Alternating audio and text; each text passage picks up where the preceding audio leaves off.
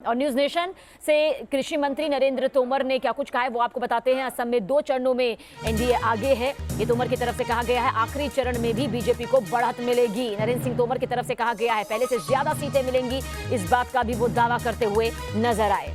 क्या कुछ news nation से खास बातचीत में उन्होंने कहा, सुनिए आप भी।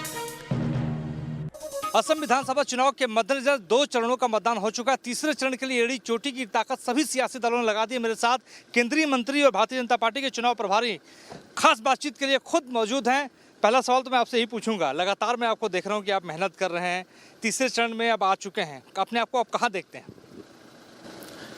असम में Bharatiya Janata party, AGP, UPPL, इस गठबंधन के सभी कार्यकर्ता पूरा परिश्रम कर रहे हैं। 2 चरणों का चुनाव संपन्न हो चुका है। दोनों चरणों में भारतीय जनता पार्टी एनडीए गठबंधन आगे है। अंतिम चरण का चुनाव 6 अप्रैल को है। इस चरण में भी भारतीय जनता पार्टी का से रहेगा और जो जनता का समर्थन भारतीय जनता पार्टी को और एनडीए को मिल रहा है, नरेंद्र मोदी जी की सभाएं जिस प्रकार से यहाँ सफल हुई हैं और बाकी सभी अमित शाह जी, राजनाथ जी, नड्डा साहब और हमारे सीएम हेमंत शर्मा जी, सभी लोग लगे हुए हैं और जो समर्थन मिल रहा है उसके आधार पर मैं कह सकता हूँ कि पहले से अधिक सीटें लेकर भारतीय जनता पार्टी सरकार बनाने में सफल होगी। लेकिन कांग्रेस पार्टी कह रही है कि उसकी सरकार बनने जा रही है। प्रियंका गांधी, राहुल गांधी जो है वो चाय के बागानों में जाते हैं, वहाँ के मजदूरों से मुलाकात करते हैं। देखिए, दरअसल क्या है कि वो चाय के बागान में जाए या मंदिर पर जाए, ये जनता है, सब जानती है। और चुनाव के समय जो प्रयोग किए जाते हैं वो कभी भी कारगर नहीं होते। कांग्रेस पार्टी ईवीएम पे सवाल उठाने लगी, कह रही कि ईवीएम जो है भारतीय जनता पार्टी के किसी नेता की गाड़ी में पाया गया है और चुनाव आयोग ने उस पर कार्रवाई भी कर दी है, फिर भी वो आमादा है कि नहीं और कोई बड़ी कार्रवाई होनी चाहिए। इसको किस तरीके से आप देखते हैं? देखिए, अगर विपक्षी दल ईवीएम पर आ जाएं तो समझ लो कि उन्होंने अपनी हार को स्वीकार कर लिया है।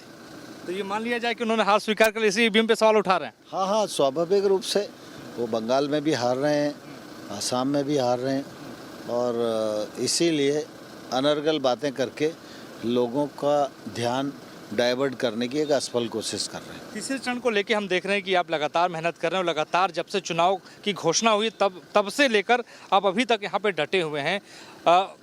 कांग्रेस का ये कहना है कि जो भारतीय जनता पार्टी के नेता हैं, नरोत्तम की बात कर लें या दूसरे लोगों की बात कर लें या आपकी बात कर रहे हैं, खासतौर पे आपकी हम बात कर रहे हैं, लगातार आप लोग सक्रिय हैं। इसलिए सक्रिय हैं कि ज़मीन में वो मजबूती नहीं है।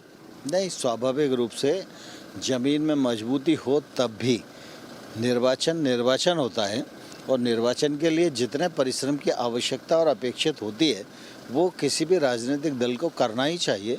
और मैं भारतीय जनता पार्टी का कार्यकर्ता हूं, तो भारतीय जनता पार्टी ने जिम्मेदारी दी है उसके लिए 100% समय लगाकर काम करूं, यह मेरी जवाबदेही है। लेकिन कांग्रेस का कहना है कि आप हिंदुत्व के मुद्दे पर चुनाव लड़ रहे हैं असम के भीतर। देखिए, कांग्रेस तो अभी तक हिंदू मुस्लिम को लड़ाकर ही देश में राज करती रही। अब देश सही दिशा में जा रहा है तो इसलिए कांग्रेस को दर्द हो रहा है। नहीं, बदरुद्दीन कह रहे हैं कि हम मुख्यमंत्री को उम्मीदवार नहीं है। बदरुद्दीन को लेकर आप क्या कहेंगे?